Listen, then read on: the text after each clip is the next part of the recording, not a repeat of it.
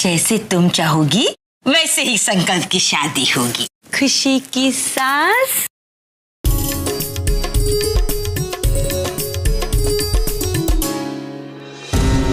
अब आया ऊंट पहाड़ के नीचे।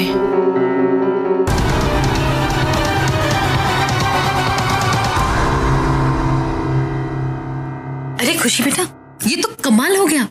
मौसी जी इतना जल्दी कैसे मान गई? बेटा, ये सब तुम्हारे कारण ही हुआ है।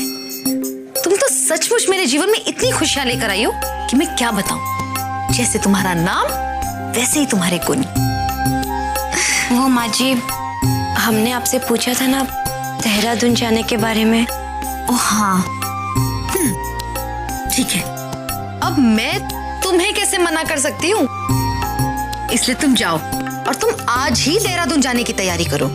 लेकिन पिताजी की परमिशन? उनकी चिंता तुम मुझ पर छोड़ दो, मैं उनसे बात कर लूंगी। अब तुम जल्दी से तैयारी करो निकलने की। जी माँ जी।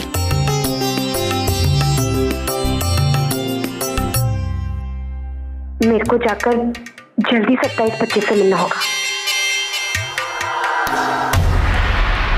देखा आपने उमा भाभी, कैसे वो खुशी सुबह सुबह मौसी जी को पेट्टी देने पहुंच गई। अरे कुछ ही दिनों में वो पूरे घर पर अपना काबू जमाने वाली है। नाम है खुशी, पर आई है हमारी खुशियों को ग्रहण लगाने के लिए। परी, तुम बिल्कुल सही कह रही हो। अरे वैसे ही हमें इस घर में कोई पूछता नहीं था, और थोड़ा बहुत जो असर बाकी था वो उस खुशी के आने की वजह से खत्म हो गया। मुझे तो लगता है कि माताजी भी उसे पसंद करने लगी है। और तो और करुणा चाची, उनका कद अचानक से कितना बढ़ गया। सब उस खुशी की वजह से हो रहा है।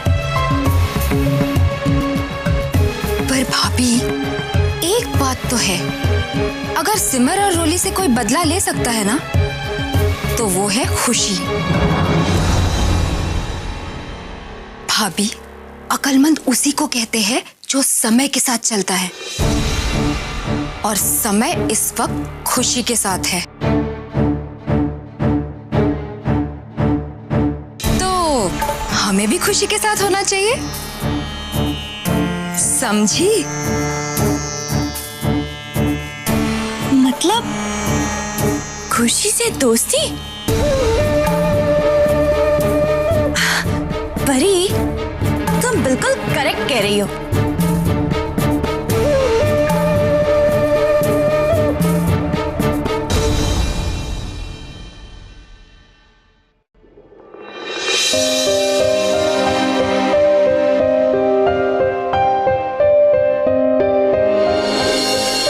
शोली, पूरा साल तुमने किया क्या?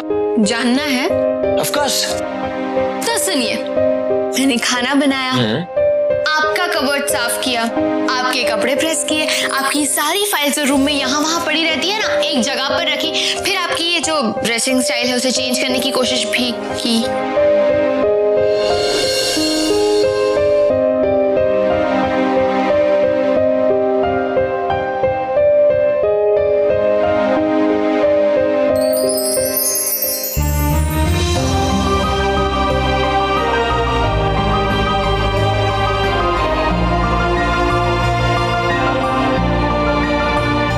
नहीं सिद्धांत, शोली पढ़ाई कर रही होगी, उसे डिस्टर्ब नहीं करना चाहिए।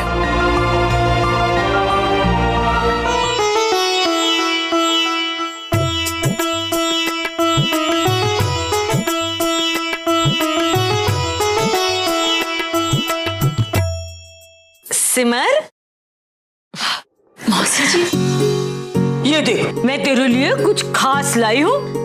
हमारे गांव के मंदिर का प्रसाद, शिव जी का प्रसाद है ये। अब समझने वाली बात है, खास कहा है, कोई खास बात तो होगी इस प्रसाद में। ये प्रसाद जो भी खाता है उसकी सारी मनोकामनाएं पूरी हो जाती है, और मैं चाहती हूँ कि तेरी सारी मनोकामनाएं पूरी हो जाए। कि तू ही तो है जो कितना सोचती है इस घर के बारे में, कितना सब कुछ करती है तू। टीवी सीरियल की आदर्श बहुरानी टेप्स है तू। पर वैसे एक और बहू भी तो आने वाली है इस घर में, खुशी। भाई क्या पता वो भी तेरी तरह इस घर को संभाल पाएगी या नहीं, हैं? रिश्तों को निभा पाएगी या नहीं? क्यों नहीं संभाल पाएगी? जरूर संभाल पाएगी मौसी जी। मैं जानती हूँ खुशी को, वो एक अच्छी और समझदार लड़की है। हाँ, समझदारी क्यों? भाई मैं तो कहूंगी वो कुछ ज्यादा ही समझदार है। अब देखो, बिना किसी को बताए चली गई डायरेक्ट देहरादून। खुशी देहरादून चली गई? हाँ, इस समझने वाली बात है। आज तक जीजी को बिना बताए किसी ने घर के बाहर कदम तक नहीं रखा। ये लड़की देहरादून। लेकिन खुशी देहरादून क्यों गई, वो भी अकेले? और अगर उसे जाना ही था तो वो अपने चाचा जी के साथ जा सकती थी। आए? चाचा? तो इसका चाचा कहां से अटपका? इसका चाचा भी है। जरूर कोई न कोई गड़बड़ तो है। हाँ? भाई, मैं तो कहती हूँ तुम ना उससे थोड़ी चौकन्ना रहना, है? भाई, थोड़ी डेंजर टाइप्स है वो। हाँ, वैसे ये तो लगता है तुम्हें ना उस पर नजर रखनी चाहिए।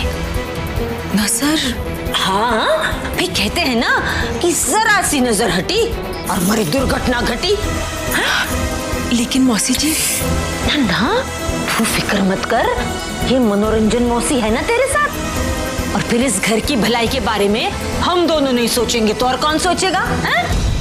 इस समझने वाली बात है, मैं सिर्फ सास बहू की सीरियल नहीं देखती ना, जासूसी टाइप की सीरियल भी देखती हूँ। हाँ, इस सब पे नजर रहती है मेरी। हाँ? इस टेप के सारे फार्मूले मैं जानती हूँ।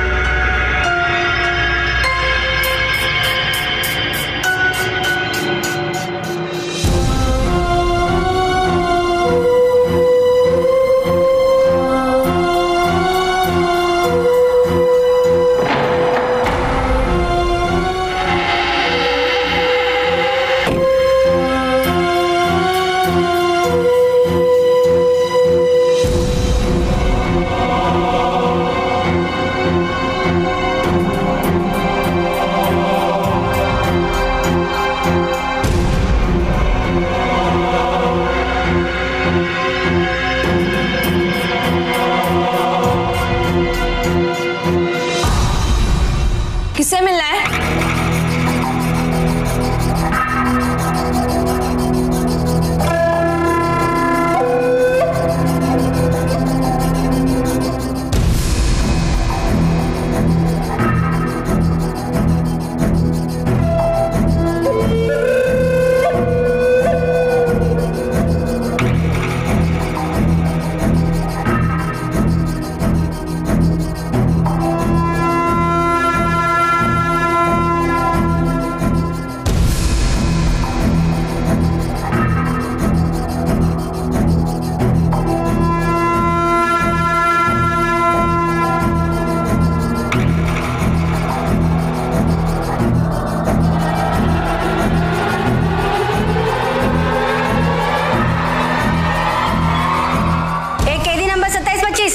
तुमसे कोई मिलने आया है।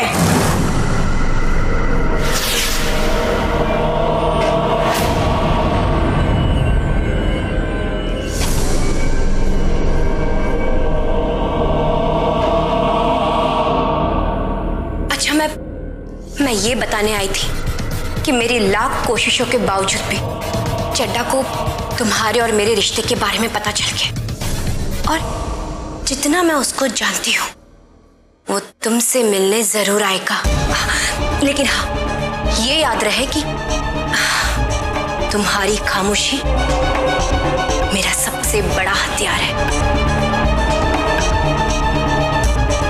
एक छोटी सी गलती भी हमारे मकसद को नुकसान पहुंचा सकती है।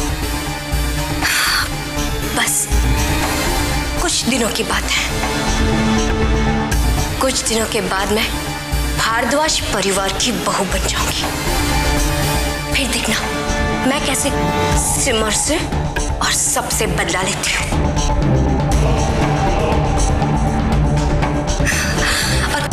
और तुम बिल्कुल टेंशन मत लेना, बिल्कुल नहीं। हाँ मैं जल्दी आऊंगी और तुम्हें यहाँ से लेकर जाऊंगी।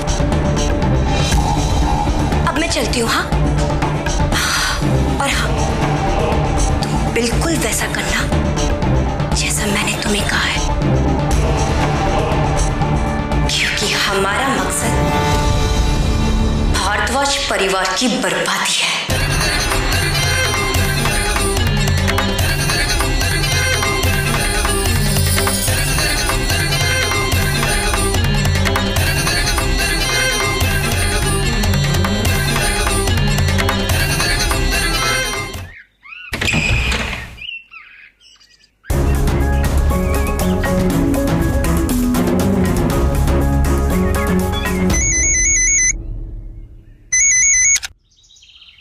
अबे चड्डा, साला तेरी उम्र तो बड़ी लंबी है, 100 साल जिएगा तो 100 साल। चल बक, क्या बकना है? बिल्लो रानी, मैं जीऊंगा या मरूंगा अब ये तो तेरे हाथ में है। अब्दुल भाई का फोन आया था, वो दुबई से आ रहे हैं। इस बार तो उनके सामने ऐसा नाचना कि वो खुश हो जाएं। और उसके बाद तू भी खुश और मैं भी खुश। सॉरी यार चड्डा, मैं नहीं आऊंगी। और हाँ, जिस दुखती नस को पकड़ के तू मेरे को ब्लैकमेल कर रहा था, मेरा मतलब है 27-25। उसकी जुबान मेरे सामने क्या, दुनिया में किसी के सामने भी नहीं खुलेगी। और हाँ, रही बात नाचने की, तो मैं जरूर नाचूंगी। हाँ नाचूंगी मैं, लेकिन तेरे बार में नहीं, मेरे संगीत में। और अगर तेरे को मेरा नाच देखने का है तो तू आ जाना मेरे संगीत में। हाँ चड्डा।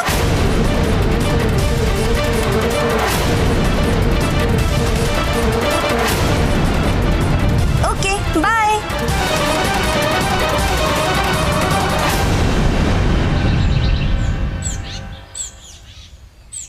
ये बाजी तो उल्टी पड़ गई। अगर बिल्लो अब्दुल भाई के सामने नहीं नाची, वो तो मेरा धंधा पानी बंद करवा देगा। लेकिन मैं भी इतनी आसानी से हार नहीं मानने वाला बिल्लो रानी। नाचना तो तुझे मेरी बार में पड़ेगा ही, चाहे अपनी मर्जी से निकल कर आ या उस घर से निकाले जाने के बाद।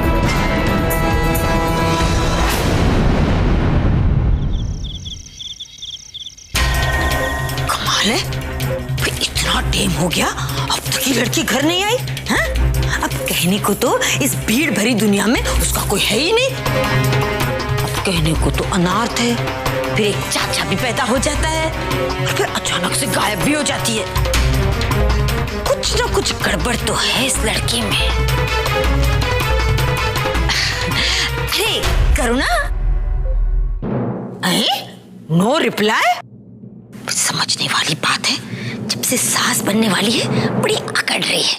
अरे सास बनने की अकल भी मैंने ही तो उसे दी है, मेरी बिल्ली मुझसे भी आऊं। कोई नहीं। अरे करुणा, ये खुशी अब तक नहीं आई। तुझे पता है खुशी कहाँ गई है? पर मुझे तो उसकी बड़ी चिंता हो रही है।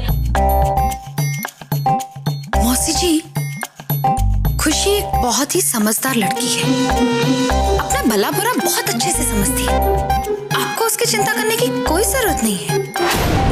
अभी मेरी संध्या की पूजा का समय हो गया है। अगर आपकी बातचीत पूरी हो गई हो तो मैं शांति से पूजा कर लूं?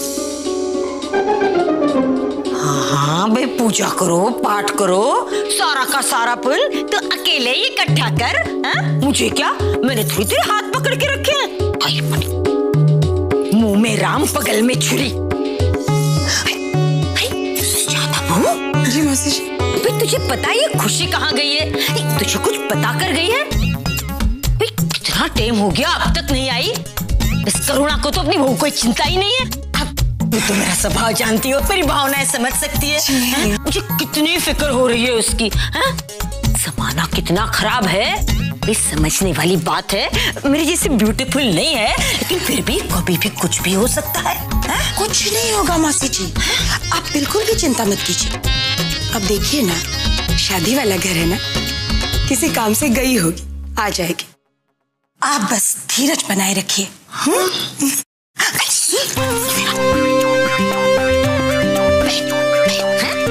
ये बता, क्या तुझे लगता है ये खुशी सच में अनाथ है? ये कैसी बातें कर रही है आप मौसी जी? क्या हो गया आपको?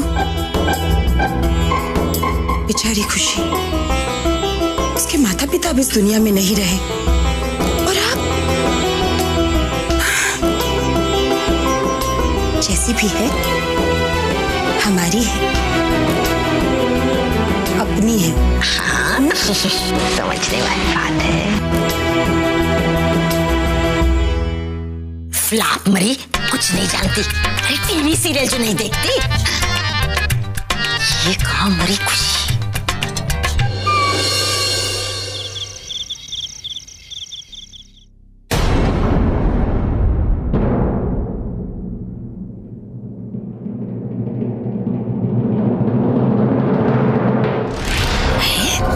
इतनी देर से इसे ढूंढ रही हूँ, और ये महारानी अब आई है।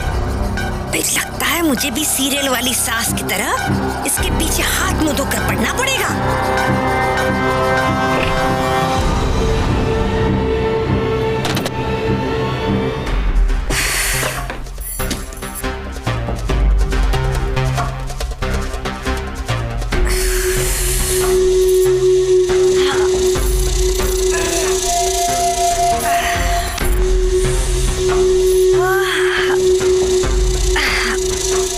चड्डा के बच्चे ने तो साला बगैर म्यूजिक का ही मेरे को नचा दिया। बड़ी थकान लग रही है यार।